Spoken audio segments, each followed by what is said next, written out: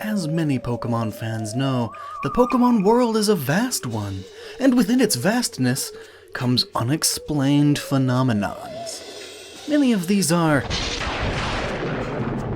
of the spooky variety, and where there are mysteries, there is plenty of fan speculation.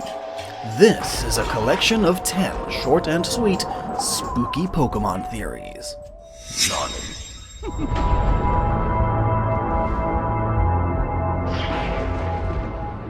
But first, real quick, Pokemon fans, Sun and Moon is right around the corner. How will you adventure for hours on end in the Alola region without more energy? I bring you the answer. This video's sponsor, Catalyst Gaming Mints.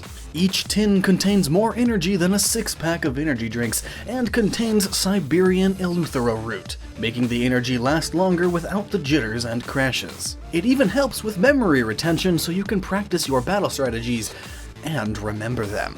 And more than any of the other sponsors, I can super personally recommend these too. I've used these to replace my daily intake of energy drinks, which are filled to the brim with sugar and calories, neither of which are in Catalyst Gaming Mints. So for me, these are a bit of a lifesaver and a money saver. More energy for less cost. Maybe these can help you too. Links to their website are in the description, and use the coupon code Gnoggin for a discount during checkout. And now that we're all energized, let's get to it. Number 1, Ghost Girl. In the Hoenn remakes, one of the Elite Four, Phoebe, is a ghost trainer. You may have already seen the few frames where these two mysterious ghost girls appear, but only briefly. Even this camera angle is from the point of view of one of them. Curiously, these girls' models in the game show them holding a doll, and 2 of Phoebe's Pokemon are Bayonets, a Pokemon whose Pokedex entries state that it was once a doll that was abandoned, and now holds a grudge against its owner. It seeks them out to curse them. These girls' dolls may have become these Bayonets, who later found their owners and cursed them in the afterlife. At least Phoebe has the ability to talk to ghosts, so they hang out with her.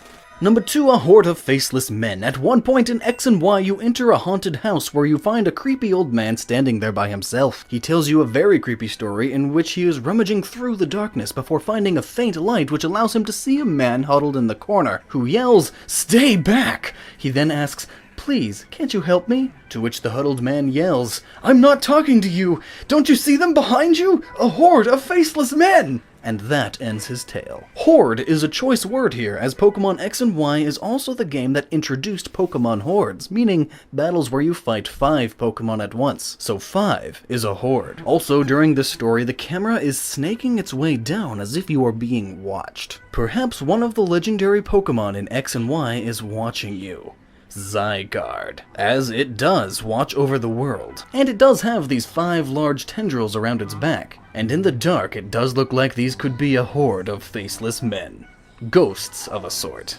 Number 3, ghost Pokemon make their trainers insane. Looking at mediums, the Hex Maniacs, and the Channelers, we can see and hear that they have indeed gone bonkers. Seeing things that aren't there, thinking red is a ghost, and making animal sounds. Being that many ghost Pokemon are mischievous, it could be that all of their tricks are slowly driving these trainers insane. I mean, Haunter even took Ash's soul out of his body at one point. Imagine what some less friendly Pokemon could do with that sort of power. And considering there are Pokemon like Shedinja, which can absorb your spirit, and the Litwick evolutionary line, which literally burns away at souls, it's not hard to see how this could eat away at the minds of ghost trainers. Or at least, the weaker-minded ones. Most ghost trainers that still have their composure are more stern, calm, and collected, and have a deep bond with their ghosts. So unless you have a strong mind, ghost Pokemon may in fact drive you insane.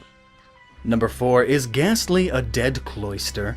Look at Shelder, so innocent, it evolves into the rather menacing looking Cloister, and at some point that Cloister dies. But because of how strong it is defensively, it holds on to all the life it can, and not ready to perish, it becomes a Ghastly. Its shell is lost, but its head remains. Remembering its time sticking its tongue out as a Shelder, it learns the move Lick. But eventually, even the head falls away, but the gas that replaced the shell now becomes the entire body, and it forms hands, and later, another full body. All these spikes on Haunter and Gengar are made to represent the spikes on Cloister's previous shell. And, after all, these 5 Pokemon are right next to each other in the Pokedex. Number 5, Clefable and Gengar. Rhydon may have been the first Pokemon designed by the Pokemon designers, but Clefable and Gengar were also very early designs. And their bodies are shaped similarly, almost eerily so. But now, put Clefable in direct light and its 2D shadow has a much more Gengar-y shape. Gengar is, after all, the shadow Pokemon. Perhaps Gengar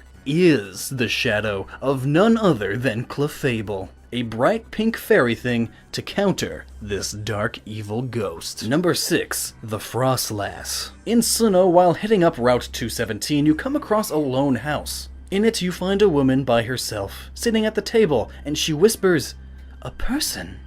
A rare sight. Thank you for visiting. A gift." And she gives you a spell tag, an item that boosts the power of ghost-type Pokemon. If you leave the house and come back, the woman is gone. And come to think of it, trainers in the area talk about hauntings nearby. Being that this house is in a very snowed-in area, it's possible that this was no woman at all, but a Frostlass in disguise. A female-only ghost ice-type Pokemon that appears dressed in a kimono. This Frostlass could have frozen you solid and put you on display, as many do.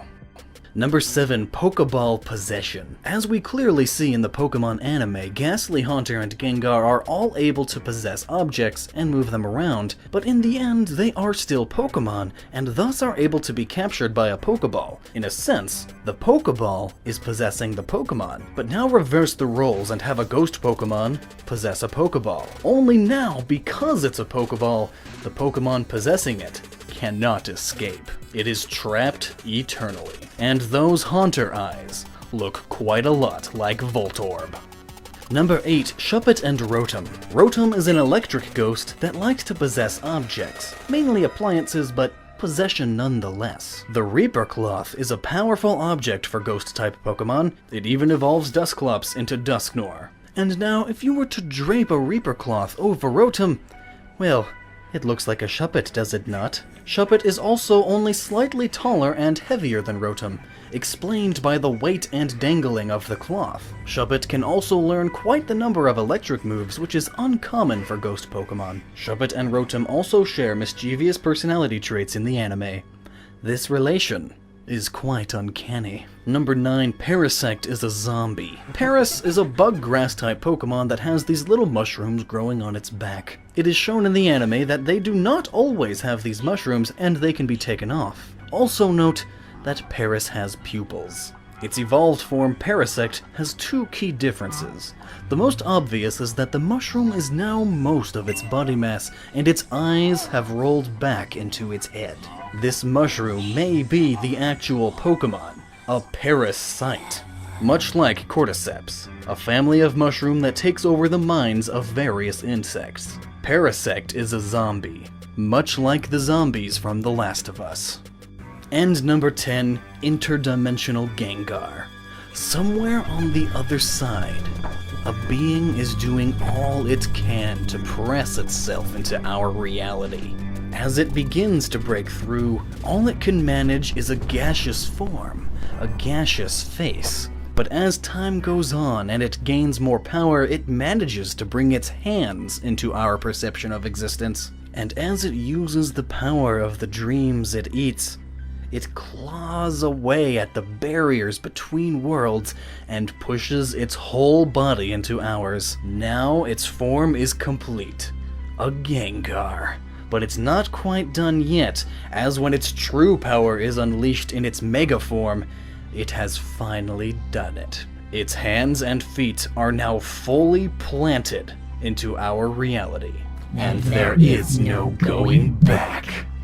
You know, until the Mega Evolution wears off.